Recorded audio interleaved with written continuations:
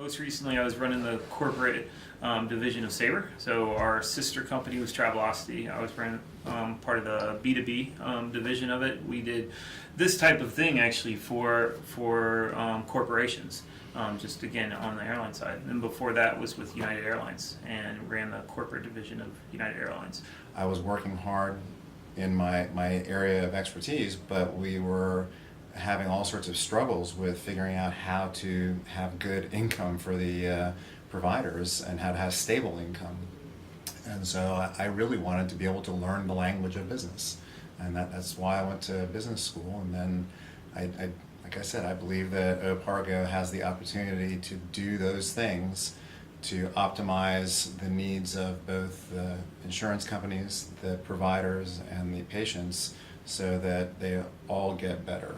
The spark of the idea was just us in class talking and saying, is this an opportunity? And then, Aaron went over and, started digging into the data, the analytics and that. And I was thinking, okay, so what does it mean? How does it actually work? How would it truly be used by, within a practice? How do you make it so that's within the workflow? So kind of building out these diagrams or this architecture flow of, all right, here's the patient, here's what they need, here's where we need to get them, and pulling all of those together. I think that what Paul was saying, the airline industry has made it so that getting from point A to point B is so painless that we're surprised when we can't get from here to, like when I was trying to get to Missoula, Montana last year, it was actually harder than I thought it was going to be.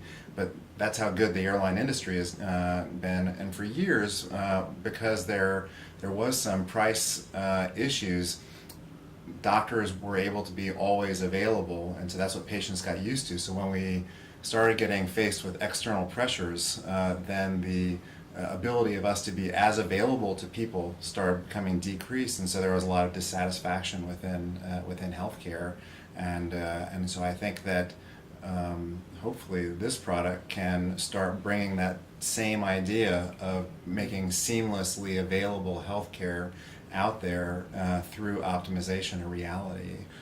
That was really where it went to, because there's always a ton of great ideas. The question is, can you execute on them? And how hard is it to execute on them? And can you leverage things that you've already done to help deliver the need? When did we decide that this is something that we should pursue?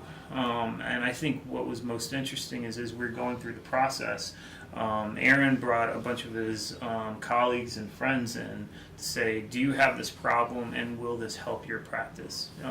And I would say an overwhelming yes was the answer. And then the fact that we raised money very quickly off of it was also one that said, okay, it seems like the market is telling us that there's an opportunity here. So that gave us confidence to say, yes, there's something that we believe we can capitalize on.